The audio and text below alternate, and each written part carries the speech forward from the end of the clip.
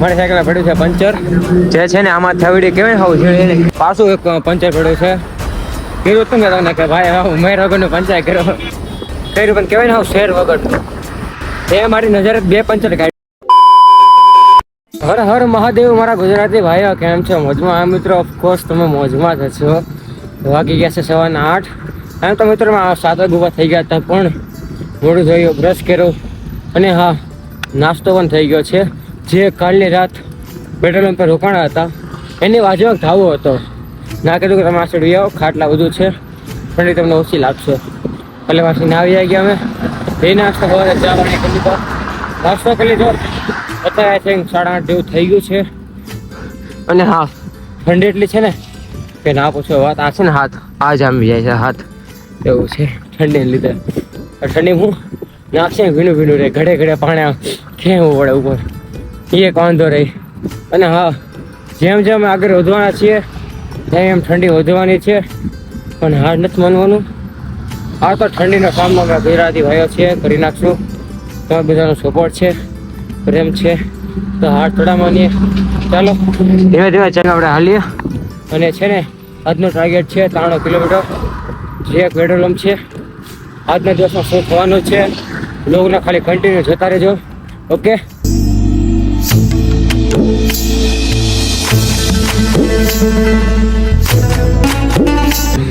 મિત્રો બહુ ટાઈમ પછી આ છોકરીઓ જોવા મળી છે. એક તો અહીંયા દેખાડીને મન થઈ ગયું લેવાની. હવે છે ત્રણેય ભાઈ માટે છે ને 10 ની લઈ લઈને રસ્તામાં ખાવા થાય. કેટલા ટાઈમ પછી મિત્રો અમે આવી ચોકલેટ જોઈ છે. રૂપિયાની એક, સુરતમાં રૂપિયા 2 મળે, રૂપિયો ખોટમાં જાય. 4 રૂપિયા 4 આવતી, પછી 2 થાય, અત્યારે 1 થાય. લેવાનું છે ભાવ ડબલ. મારે આટલું 5-10 લઈ લે ને 5 લઈ લે 5. મિત્રો તમારે લેવી છે કમેન્ટ કરો. મિત્રો અત્યારે ઓલમોસ્ટ 1:40 જેવું થઈ ગયું છે. આવ્યા છે પેટ્રોલ પંપે. આપણે સાયકલ અહીંયા પડે છે, ભાઈ અહીંયા છે, રોહિત ગયા છે મોઢું ધોવા. અને છે ને થોડીક ભૂખ લાગી હતી ને, તો છે ને બિસ્કિટ પડ્યું છે. જે આ છે ને કાંઈ પણ આ ખાલી પેટમાં પડે એટલે મજા આવે થોડું ઘણું. અને પાણી પતી ગયું તો પાણી ભરવા આવ્યા છીએ. હવે થોડોક ટાઈમ આરામ કરીને પછી જઈએ આગળ. ઓકે મિત્રો અત્યારે ઓલમોસ્ટ 3 વાગવા આવ્યા છે. અને છે મિત્રો એક દુઃખ સમાચાર છે. મારી સાયકલ પડ્યું છે પંચર જે છે ને આમાં થવડી કહેવાય ને હાવ ખીલ, જો આવી કઈ ખીલ હતી જે હમણાં કાઢી છે બહાર, એટલે મસ્ત પંચર પડી ગયું છે. 2 છે. હવે અંદર ચેક કરી નથી, હવે થોડીક હવા પડી છે. રસ્તો કંઈક આવો છે, ગામડો ગયું છે પાછળ, તો પાછળ તો જવાય નહીં એવું છે. હવે છે ને માથે માથે ભોદો લાગશે એટલે વધારે ખર્ચો આવશે. એટલે માટે ધીમે ધીમે સાયકલ કરીને પંચર રિપેરિંગ કરીને જઈએ આગળ. ઓકે ફાઇનલી મિત્રો પંચર થઈ ગયું છે, રેડી.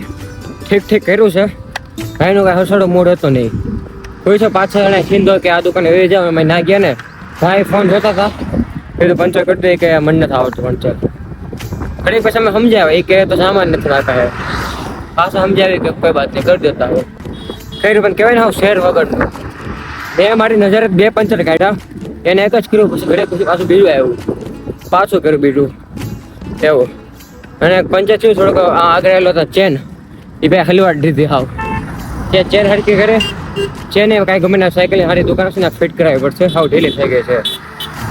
આવું છે આજે. પણ આજનો દિવસ બેકાર ગયો. હજી તો ઘણો ખરો ખેંચવાનું છે. ઓકે ખાલી બ્લોગને કન્ટિન્યુ જોતા રહેજો. મિત્રો મેં તમને કીધું હતું ને કે ભાઈ હાવ હક વગરનું પંચર કરવું છે. ઠીક અત્યારે છે ને જો પાછું એક પંચર પડ્યું છે.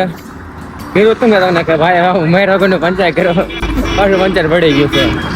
એક તો હેરાન થઈને પછી ચેન ખડી ગઈ ઉપરથી, આખું વ્હીલ આખો હલે છે. હવે પાછા ગામમાં છે ને સામે કીધું છે દુકાન, તો મને આજે મહાદેવ કેવી પરીક્ષા લે છે. ઓકે હવે એમ તો ઘણા કિલોમીટર કાપવાના છે, પણ શું ખબર પહોંચી શકીએ કે નહીં. ઓકે મિત્રો એ છે ભાઈ કરે છે પંચર પાછું બીજી વાર. અને આ ચેન સાવ ઢીલી થઈ ગઈ હતી. પેલા ભાઈ હાવ શેર વગરનો કર્યો હતો, એટલા માટે પાછું કરવું પડે એવું છે આમાં. કેમ કે પાછી હવા વહી ગઈ બધી, એટલા માટે પાછું ભાઈ કરે છે પંચર.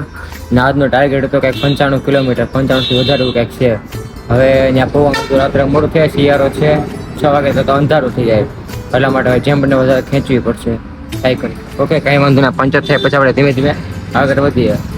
જો ભાઈ છે ને પંચર કરે છે, જ્યાં છે ઓલમોસ્ટ 30 કિલોમીટર છે વિદિશા, જે છે ને રાતને એની પહેલાં પહોંચવાનું છે.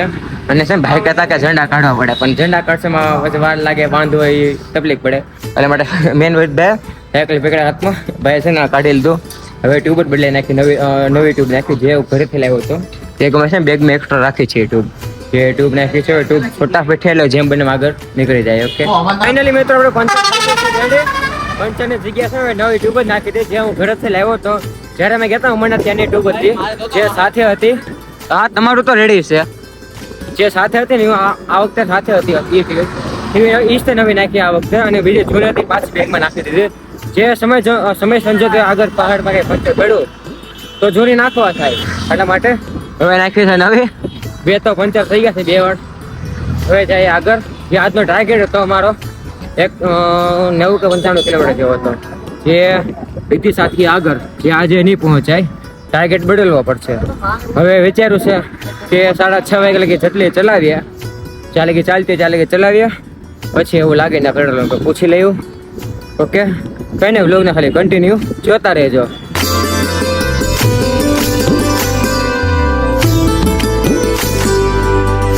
મિત્રો ફાઇનલી 6 વાગી ગયા છે, પહોંચી ગયા છે મંદિરે. કે આ મંદિર છે જે છે ને અંધારો એટલો થઈ ગયો છે કે ના પૂછો વાત, એટલા માટે રોકાવું પડ્યું છે.